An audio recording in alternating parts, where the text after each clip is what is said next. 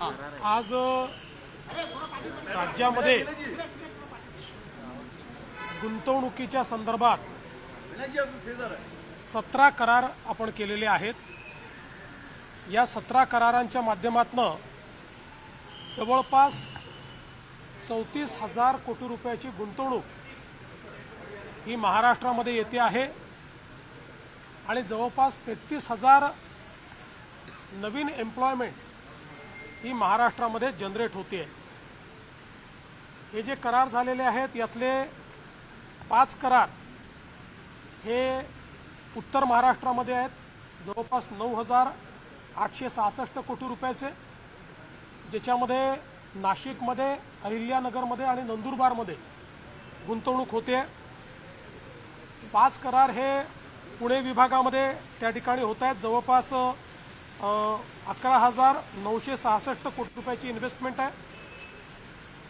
6 करार हे विदर्भामध्ये होत आहेत, जे 11,642 कोटी रुपयाचे आहेत आणि गडचिरोली, चंद्रपूर आणि नागपूर या भागामध्ये ही इन्व्हेस्टमेंट होणार आहे आणि 3,000 कोटी रुपयाची इन्व्हेस्टमेंट ही रायगडमध्ये आहे, ज्यामध्ये मोठ्या प्रमाणात त्या ठिकाणी एम्प्लॉयमेंट देखील जनरेट होणार आहे।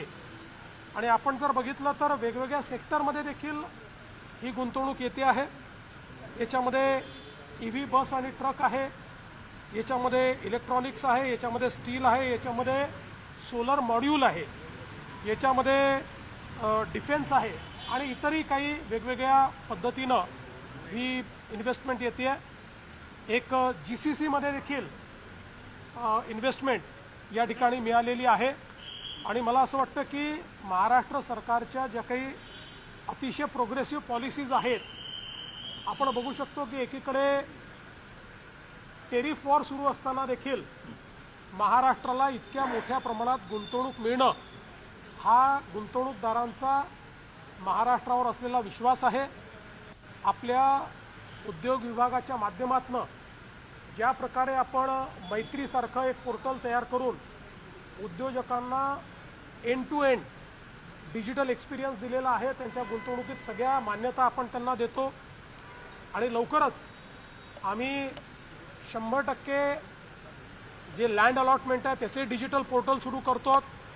त्यामुळे अशी अतिशय ट्रान्सपरंटली या ठिकाणी एक एक्सपिरियन्स हा गुंतवणूकदारांना येत असल्यामुळे मोठ्या प्रमाणात गुंतवणूक या ठिकाणी वाढते आहे आणि पुढच्याही काळात अशाच प्रकारे गुंतवणूक आपल्याला पाहायला मिळेल। सर हो सर, आधी हिंदी करू की आधी मराठी करू? सर, नांदेडमध्ये मोठ्या प्रमाणात मुसळधार पाऊस सुरू आहे। जवळपास 500हून अधिक नागरिक अद्यापही अडकलेले आहेत आणि लष्कराची तुकडी सुद्धा रवाना झालेली आहे। सरकारची तयारी कशी आहे? नांदेडमध्ये खूप मोठ्या प्रमाणात पाऊस पडलेला आहे। मी सातत्याने तिथे संपर्कात,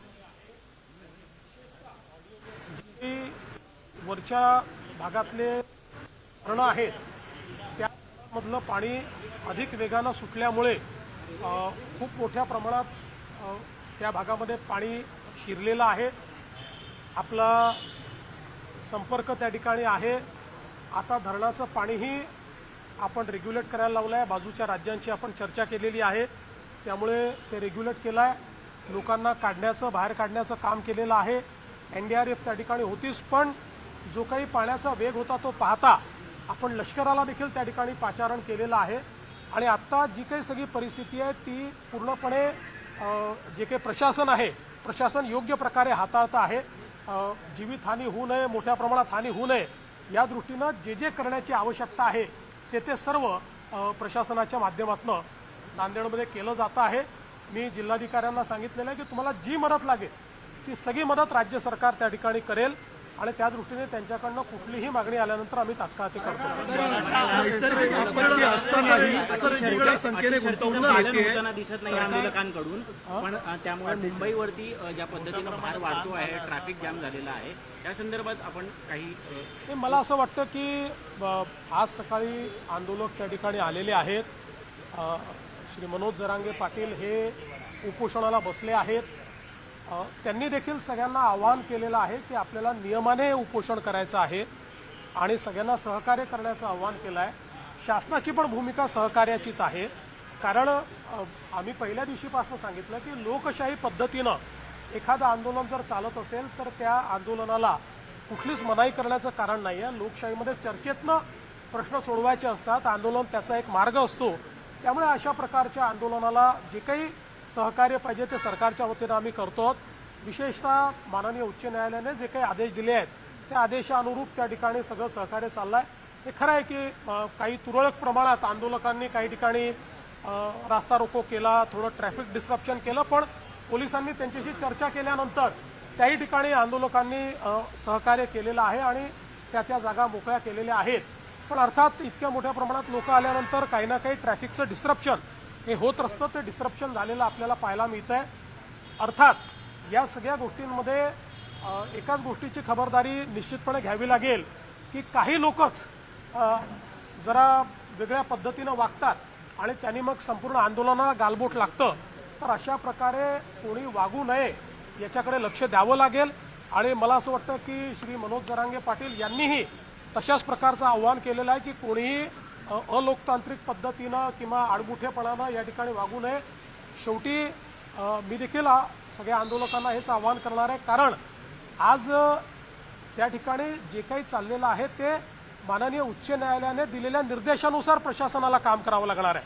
आता हे काही शासनाच्या निर्देशाने नाही आहे, उच्च न्यायालयाच्या निर्देशाने प्रशासन काम करणार आहे. त्यामुळे प्रशासनावरही काही बंधनं त्या ठिकाणी जी काही उच्च न्यायालयाने टाकलेली आहेत ती त्यांना पाळावी लागतील. अर्थात त्या बंधनात राहून लोकशाही पद्धतीनं सगळं सहकार्य हे त्या ठिकाणी प्रशासनही करत आहे आणि सरकारचंही त्या संदर्भात कुठलंही वेगळं मत नाही आहे.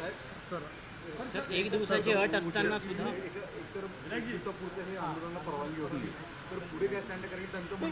मला असं वाटतं की त्यांनी पुन्हा परवानगी मागितलेली आहे आणि कायद्याच्या चौकटीत राहून जी काही उच्च न्यायालयाने निर्देश दिले त्याच्या चौकटीत राहून पोलीस त्याचा सकारात्मक विचार करतील. जो काही कारण शेवटी आता हा निर्णय प्रशासन आणि आंदोलनकर्ते यांच्यातला निर्णय आहे. तर माननीय उच्च न्यायालयाने दिलेल्या निर्देशाच्या अनुरूप मला असं वाटतं की प्रशासन सकारात्मक त्या संदर्भातला विचार करेल आणि शेवटी या आंदोलनामध्ये ज्या काही त्यांच्या मागण्या आहेत त्या मागण्यांच्या संदर्भातही जो काही मार्ग काढता येईल तो काढण्याचा सरकारचा प्रयत्न आहे. आपल्याला माहिती आहे की आम्ही एक एम्पावर्ड कमिटी देखील तयार केलेली आहे. मंत्रिमंडळाची उपसमिती त्या ठिकाणी आहे. या उपसमितीला यापूर्वीच ज्यावेळेस ॲडव्हान्समध्ये काही मागण्या आल्या होत्या त्या मागण्या आम्ही अग्रेषित केलेल्या आहेत. तेही त्याच्यावर विचार करतायत. कायदेशीर मार्ग काढावे लागतील, नुसतं आश्वासन देऊन चालणार नाही. कायदेशीर मार्ग काढावे लागतील, संविधानात बसणारे मार्ग काढावे लागतील. तशा प्रकारचे मार्ग कसे काढता येतील असा प्रयत्न आहे.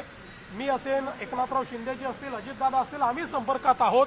आम्ही समितीला सांगितलेलं आहे की त्यांनी त्या संदर्भात चर्चा करून आमच्याशी चर्चा करावी, जेणेकरून यातनं एक काहीतरी आपल्याला जो काही मार्ग काढता येईल तो मार्ग काढण्याचा प्रयत्न करू. शेवटी एकच आमचा प्रयत्न आहे की कुठल्याही परिस्थितीत दोन समाज एकमेकापुढे येऊन उभे राहिलेले आहेत अशा प्रकारची परिस्थिती महाराष्ट्रात उभी राहू नये. आणि म्हणून ओबीसी समाजालाही आपल्याला सांभाळावं लागेल, मराठा समाजालाही न्याय द्यावा लागेल. आणि शेवटी मी पुन्हा एकदा सांगतो की आपण हे सगळ्यांनी बघितलेलं आहे की गेल्या 10 वर्षामध्येच जेवढा काळ आमचं पहिलं युतीचं सरकार होतं, दुसरं युतीचं सरकार आणि आता तिसरं युतीचं सरकार, या काळातच मराठा समाजाला न्याय मिळालेला आहे. इतर कुठल्याही काळात मराठा समाजाला न्याय मिळालेला नाही. आरक्षण देण्याचं कामही आम्ही केलं आहे, सारथीचं कामही आम्ही केलेलं आहे, अण्णासाहेब पाटील आर्थिक विकास महामंडळाचं कामही आम्हीच त्या ठिकाणी करून उद्योजक तयार केलेले आहेत. आणि त्यासोबत पंजाबराव देशमुख निर्वाह भत्ता देखील आम्हीच सुरू केलेला आहे. परदेशी विद्यार्थ्यांना पाठवणं देखील आम्हीच सुरू केलेलं आहे. त्यामुळे या सगळ्या गोष्टी शिक्षणाच्या असतील किंवा वेगवेगळ्या असतील रोजगाराच्या, या सगळ्या आमच्या सरकारने त्या ठिकाणी केलेल्या आहेत. त्यामुळे मराठा समाजाबद्दल आम्ही सकारात्मकच आहोत. कुठल्याही प्रकारे मराठा समाजाच्या संदर्भात आमच्या मनात काही शंका नाही आहे. या समाजाच्या पाठीशी आम्ही आहोत. पण त्याचवेळी काही लोक जाणीवपूर्वक हा प्रयत्न करतायत की हे कसं एस्केलेट झालं पाहिजे, कसे दोन समाज एकमेकासमोर आले पाहिजेत, कसं ओबीसी आणि मराठा असं भांडण लागलं पाहिजे. काही लोकांचे स्टेटमेंट सकाळी बघितले, त्यांचे प्रयत्न काय आहेत माझ्या लक्षात येत आहेत. पण त्यांना मी सांगतो, अशा प्रकारे आंदोलनावर पोळी भाजण्याचा प्रयत्न करू नका. तुमचं तोंड भाजेल हे मला त्यांना सांगायचं आहे. शेवटी मुंबई, महाराष्ट्र, आपलं सोशल फॅब्रिक या सगळ्या गोष्टी महत्त्वाच्या आहेत. आपल्याला एखादा निर्णय जो घ्यायचा असतो त्या निर्णयाचा दीर्घकालापर्यंत त्याचा परिणाम होत असतो. त्यामुळे अशा प्रकारचे निर्णय हे चर्चेतनं घ्यायचे असतात, सर्वसमावेशकतेनं घ्यायचे असतात. एकाला समोर करायचं, मग दुसऱ्याला नाराज करायचं, मग त्याला समोर आणायचं. अशा प्रकारचे प्यादे लढवणे, अशा प्रकारचे एकमेकासमोर लोक झुंजवणे हे या सरकारचं धोरण नाही. आम्ही त्यातनं प्रयत्नपूर्वक मार्ग काढतो. मनोज जरांगे पाटील यांचं शिष्टमंडळ आणि उपसमितीचं शिष्टमंडळ ह्या दोघांमध्ये एक सकारात्मक चर्चा व्हावी आणि सकारात्मक चर्चेमधून या गणेशोत्सव काळामध्ये सणासुदीच्या काळामधलं आंदोलन एक कुठेतरी तोडगा निघावा या संदर्भात तुम्ही काय वैयक्तिक? निश्चितपणे मी आपल्याला सांगितलं की आपण त्याकरताच ही समिती तयार केलेली आहे. ती समिती त्यांच्या ज्या मागण्या आहेत त्या मागण्यांवर विचार करते आहे, त्याच्यानंतर चर्चा देखील करेल. जी काही चर्चा त्या ठिकाणी आवश्यक आहे ती चर्चा करून तोडगा काढायचा प्रयत्न करू. वेगवेगळ्या लेवलवर ही चर्चा होत असते. त्यामुळे आणि यापूर्वीही चर्चा एक प्रकारे कमिटीने सुरूच केलेली आहे, कारण मागण्यांवर कमिटीची एक बैठक देखील झालेली आहे आणि मग त्यातनं कमिटीने वेगवेगळे म्हणजे त्या मागण्यांच्या संदर्भात कायदेशीर पोझिशन काय आहे. आता शिंदे समिती आहे, शिंदे समितीचा अभ्यास कुठपर्यंत आलेला आहे. शिंदे समितीला ऑलरेडी एक्सटेन्शन देण्याचा ठराव देखील या कमिटीने घेतलेला आहे. त्यामुळे असं नाही आहे की कमिटी काही करत नाही, कमिटी करतेच आहे. ही एम्पावर्ड कमिटी आहे. या कमिटीला शासनाचे सगळे अधिकार आहेत. ही कॅबिनेटची कमिटी आहे. कॅबिनेटच्या सब कमिटीला कॅबिनेट पुढे जावं लागत नाही. कॅबिनेटची सब कमिटी ज्यावेळेस एखादा निर्णय करते त्यावेळेस तो कॅबिनेटचा निर्णय म्हणजे मंत्रिमंडळाचा निर्णय मानला जातो. अशा प्रकारची एम्पावर्ड कमिटी आपण तयार केली आहे. त्यामुळे मला असं वाटतं की निश्चितपणे त्यातनं जो काही तोडगा काढायचा तो आपण काढू. मात्र कुठेही लोकांना त्रास होईल असं वागणं हे योग्य होणार नाही. त्यामुळे माझं आव्हान आहे की लोकांना त्रास होईल असं कोणी वागू नये. आम्ही आरक्षण घेतल्याशिवाय जाणार नाही अशी टोकाची भूमिका घेतल्यानंतर त्याच्यावरती काय उपाय करू टीका करताना पाहायला मिळते. गोळ्या झेलू पण आम्ही मागे हटणार नाही आणि उठणार नाही अशी जी इतकी टोकाची भूमिका घेतली जाते. असं आहे की शेवटी चर्चेतनं मार्ग निघेल ना, चर्चेतनंच मार्ग निघत असतो. मला असं वाटतं की त्यांनाही माहिती आहे कायदे आहेत, व्यवस्था आहेत, समित्या आहेत. त्यामुळे सगळ्या गोष्टी एकदम सगळ्या पदरी पडतात असं नाही आहे. पण आपण चर्चेतनं मार्ग काढत असतो. आता मागच्या काळामध्ये आपण 10% रिझर्वेशन दिलं. आज अशी परिस्थिती नाही आहे. 10% आरक्षण लागू आहे. त्या आरक्षणाप्रमाणे भरती झाली आहे, भरती चालली आहे. त्याच्यामध्ये ते आरक्षण कुठेही कोर्टाने नाकारलेलं नाही. कोर्टात आरक्षण आतापर्यंत नीट टिकलेलं आहे. त्यामुळे आत्ताची परिस्थिती अशी नाही की मराठा समाजाला आरक्षण नाही आहे. ते ऑलरेडी आहेच.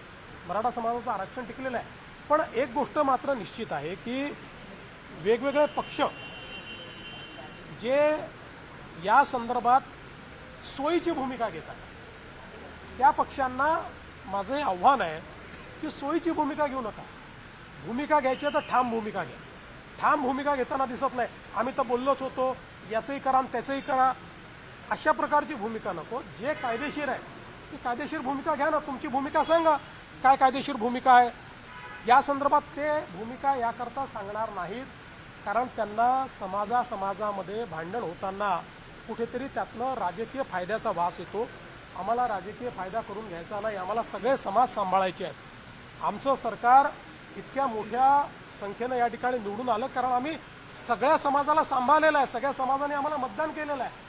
त्याच्यामुळे आम्हाला सगळ्यांना सांभाळावं लागेल. सगळ्यांना सांभाळून सगळ्यांचे ॲस्पिरेशन्स जे आहेत ते ॲस्पिरेशन्स कसे पूर्ण करता येतील हे आम्हाला प्रयत्न करायचा आहे. उद्धव ठाकरे कह रहे हैं उद्धव ठाकरे ओबीसी मधून मराठा समाजाला आरक्षण द्यावं अशी मागणी जरी जरांगे पाटील करत असले, काँग्रेस असेल किंवा ठाकरे गट असेल किंवा शरद पवार गट असेल ते मात्र यावरती ठाम भूमिका घेत नाही. सरकारने निर्णय घ्यावा असं उत्तर दरवेळी म्हणूनच मी मागतो, कारण या सगळ्या लोकांनी मागच्या काळामध्ये याच्या संदर्भात एक सर्वपक्षीय बैठकीत ठराव करून सह्या केलेल्या आपल्याला सगळ्यांना माहिती आहे. त्यांनी सह्या केलेल्या, त्यांचं पत्र आहे, पब्लिक डोमेनमध्ये पत्र आहे.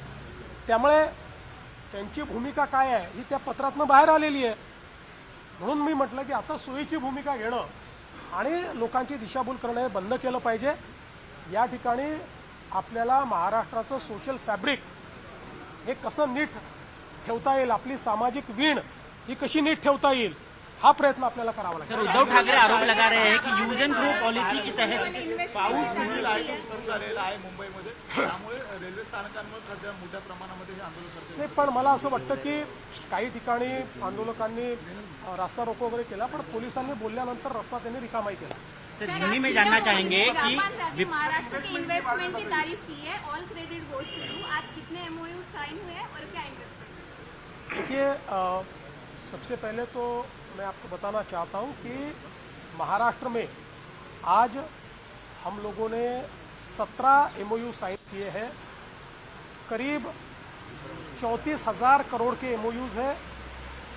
इसमें करीब 33,000 न्यू एम्प्लॉयमेंट जनरेट हो रही है.